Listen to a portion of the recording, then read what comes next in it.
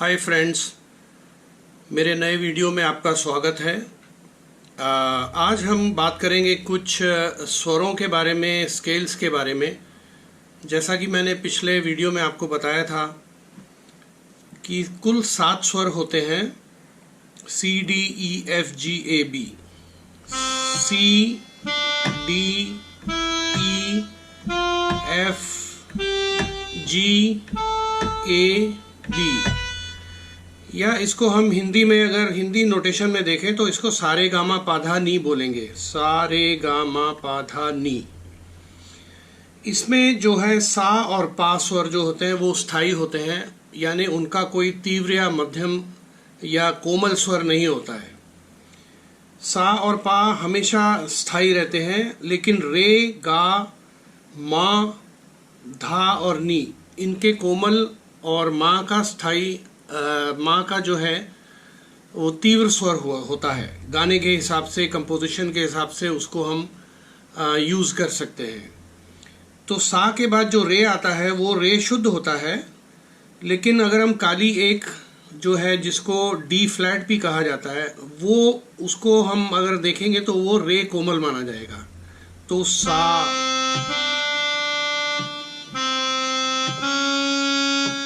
ये शुद्ध रे है और ये काली एक जो है वो कोमल रे है। इसी तरह से गा शुद्ध जो है वो ई नोट है, लेकिन उसका ई फ्लैट जो नोट है काली दो, वो गा कोमल हो जाएगा। एफ नोट जो है वो माँ है, माँ का कोमल नहीं होता, माँ का तीव्र स्वर होता है। तो सा,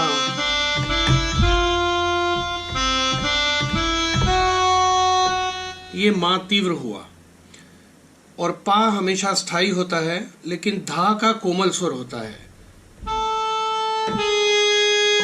इसी तरह नी, उसका भी कोमल स्वर होता है। इसके बाद ऊपर के सप्तक का सा आ जाता है, और वही स्वरों का जो अरेंजमेंट है वो उसके बाद अगले सप्तक में शुरू हो जाता है। तो इन 7 स्वरों के समूह को सप्तक कहा जाता है, या ऑक्टेव इंग्लिश में कहते हैं। लेकिन जो आप देख रहे हैं यहाँ से सी से लेकर बी तक कुल 12 नोट्स हैं, काले और सफ़ेद मिला के। तो ये तीव्र और मध्यम, तीव्र और स्थायी और जो कोमल स्वर हैं उनको मिला के 12 स्वर होते हैं टोटल एक सप्तक में। अब मैं थोड़ा आपको कॉर्ड्स के बारे में बता दूं। जो बेसिक कॉर्ड्स होते हैं वो मेजर और माइनर कॉर्ड्स होते हैं। बाकी कॉर्ड्स के बारे में मैं आपको धीरे धीरे बताऊंगा जैसे जैसे हमारे लेसन प्रोग्रेस करेंगे। तो मेजर कॉर्ड जो होता है उसमें गा हमेशा शुद्ध लगता है, सा गा पा। अगर आपसे कोई कहेगा कि आप सी मेजर नोट बजाइए, तो आपको सा के बाद शुद्ध गा और पा बजाना होगा। अगर आपसे कोई कहेगा डी नोट, डी मेजर बजाइए, तो डी का ये उसका मेजर कॉर्ड होगा। इसी तरह ई का अगर आपको बोलेंगे ई मेजर बजाइए, तो ई का सा, ई को सा पकड़ेंगे तो काली 4 जो है वो उसका शुद्ध गा होगा। इसी तरह एफ का शुद्ध गा होगा ए नोट, और जी नोट का जो पा से आप पा को सा बनाएंगे तो इसका शुद्ध गा होगा बी नोट। तो मैं आपको एक बार सी से पूरा 7 स्केल का मेजर कॉर्ड बजा के दिखाता हूं। ये है सी मेजर, इसके बाद डी मेजर, ई मेजर, ये है एफ मेजर,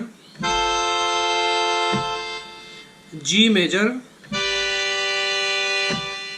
ए मेजर और बी मेजर। इसके बाद हम माइनर कॉर्ड्स की बात करेंगे। माइनर कॉर्ड में सिर्फ गा जो है वो कोमल हो जाता है और सा और पा स्थायी रहते हैं। तो मेजर स्केल में हमने गा शुद्ध लगाया था, लेकिन माइनर स्केल में हम गा कोमल लगाएंगे। तो सा गा पा, गा इसमें कोमल आएगा। तो ये है सी माइनर कॉर्ड। इस प्रकार से डी का माइनर कॉर्ड होगा, डी और उसका गा ये कोमल होगा एफ नोट, और ए नोट उसका पा होगा। इसी प्रकार ई माइनर, एफ माइनर, जी माइनर, ए माइनर और बी माइनर। तो आप ये मेजर और माइनर स्केल्स की प्रैक्टिस करें, और जब आपके ये समझ में आने लगेगा तो आप खुद ब खुद बता सकेंगे कि कौन इस गाने की इस लाइन में फलां कॉर्ड लग रहा है, मेजर है या माइनर कॉर्ड है। ये सब आपको जैसे जैसे एक्सपीरियंस आप गेन करेंगे, सुनेंगे, बजाएंगे, कोशिश करेंगे, तो आपके दिमाग में ये बैठता जाएगा धीरे धीरे। अब हम आज के गाने की बात करते हैं। आज का गाना मैंने पुरानी फिल्म अनपढ़ से लिया है, आपकी नज़रों ने समझा, प्यार के काबिल मुझे। ये गाना ए माइनर स्केल में है और इसमें काफ़ी अलग स्वर भी लगे हैं, कुछ कुछ एक्सीडेंटल नोट्स भी लगे हैं, और इसको जो है मैं आपको थोड़ा सीधा करके बजा के सुनाऊंगा ताकि आपको फिंगर्स ध्यान से आपके समझ में आ सके। तो इसका जो है स्केल है ए माइनर में ये गाना है, तो ये इसका ए सागा पा ये होगा। जैसा कि मैंने बोला था आपको पहले लेसन में कि आप जब गाना चुनते हैं तो उसके टोन के बारे में ध्यान रखिए। उसका टोन ऐसा चुनिए जो उस गाने के मूड को सूट करता हो। तो इस गाने के लिए मैंने एक सैक्सोफोन का टोन चुना है जो मेरे हिसाब से इस गाने को बहुत अच्छा लगेगा। तो ये गाना, इसका जो स्थाई है वो इस प्रकार से है।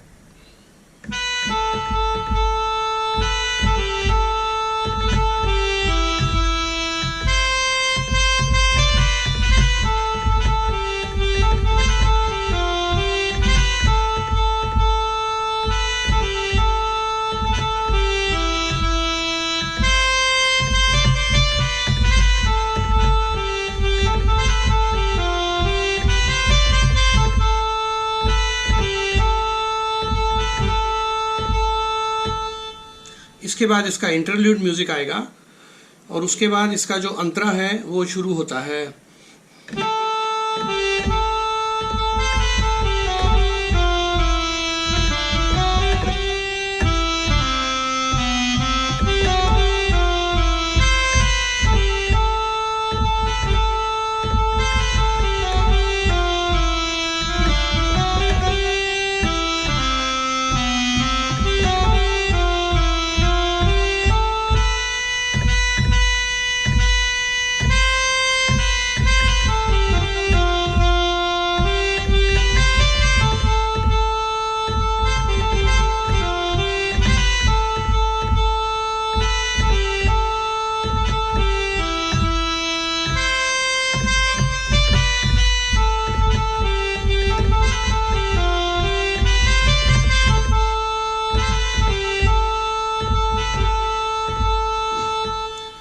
इस गाने के अंतरे में आपने नोट किया होगा, इस गाने में वैसे तो कोमल धा लगता है, लेकिन उन्होंने एक जगह पर शुद्ध धा भी इस्तेमाल किया है और उसका बड़ी खूबी से उपयोग किया है कंपोजिशन करने में। अब इस गाने को हम एक ट्रैक के साथ बजाएंगे और ट्रैक के शुरू में इंट्रोडक्शन म्यूजिक बजता है जिसको हम प्रील्यूड भी कहते हैं। तो वो गाने के मूड के हिसाब से बजाया जाता है, बनाया जाता है। उसके बाद में स्थाई बजाने के बाद, स्थाई के भी दो भाग हो जाते हैं। एक जो पहली लाइन होती है उसको हम साइन लाइन कहते हैं, जो दूसरी लाइन होती है उसको क्रॉस लाइन कहते हैं। उसके बाद फिर उसका म्यूजिक आता है जिसको first music, second music, third music या प्रील्यूड भी कहते, उसको इंटरल्यूड भी कहा जाता है। First interlude, second interlude, third interlude. उसके बाद जितने उसके अंतरे हों, उसके बाद वापस क्रॉस लाइन आके और साइन लाइन आती है और फिर बाद में अंत में अगर उसके अंत में म्यूजिक बजता है तो उसको हम कोड़ा कहते हैं। तो इसके शुरू में एक छोटा सा इंटरल्यूड है, उसके बाद ये गाना शुरू होगा।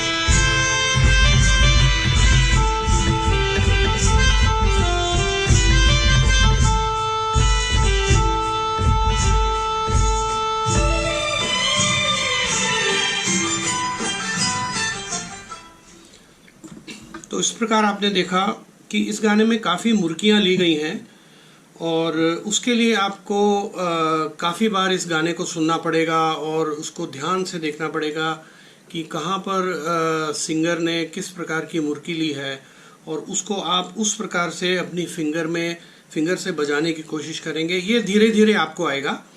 पहले जितना धीरे धीरे और सीधा सीधा आप बजाने की कोशिश कीजिए और जैसे जैसे गाने की धुन आपको याद होगी तो आपको बजाने में आसानी होगी। गाने के बोल भी आप याद कीजिए तो आपकी फ्रेजिंग बहुत अच्छी होगी बजाने में, सुनने वालों को भी मज़ा आएगा।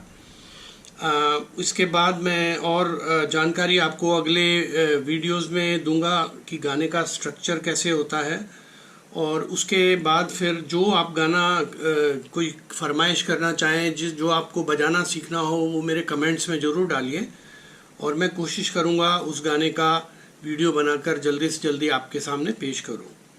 वीडियो देखने के लिए धन्यवाद और कृपया आप इस चैनल को सब्सक्राइब करें और जितना हो सके लाइक करें और अपने दोस्तों को बताएं ताकि ज़्यादा से ज़्यादा बच्चे और लेडीज़ और जो बजाना चाहते हैं वो सीख सकें। और देखने के लिए धन्यवाद। नमस्कार।